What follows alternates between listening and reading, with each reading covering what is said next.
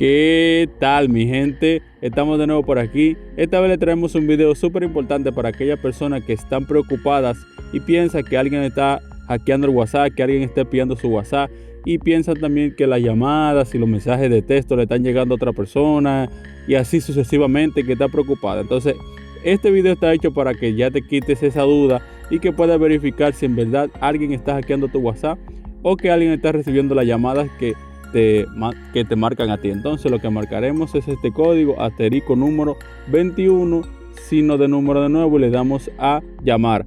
Entonces esperaremos unos segundos y nos saldrá una pequeña lista de las cosas que están activadas y que harán saber si alguien está escuchando tus llamadas o está recibiendo los mensajes por ti. Entonces, como ven, donde dice no se ha remitido, cada cosa que nos sale ahí como voz, datos, fax, SMS y dice al final no se ha remitido, es que todo está bien.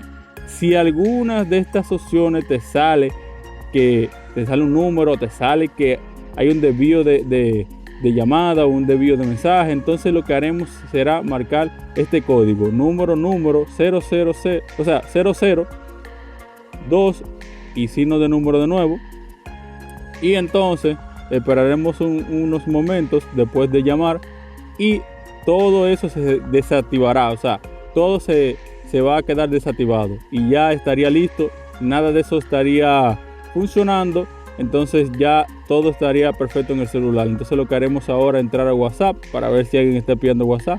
Entonces le daremos a los 3 puntos que están en la parte superior, en el lado derecho, y le daremos donde dice dispositivos vinculados. Entonces aquí, como podemos ver, tenemos una sesión abierta desde Google Chrome en Windows y nos dice la última vez que se fue utilizada. Entonces es fácil, si hay alguna sesión abierta es que alguien está utilizando nuestro WhatsApp desde un dispositivo remoto, sea de una computadora o otro celular. Entonces lo que haremos es seleccionar y darle a cerrar sesión, y como vemos ahí nos sale toda la información, cerramos sesión y con eso su teléfono estaría listo.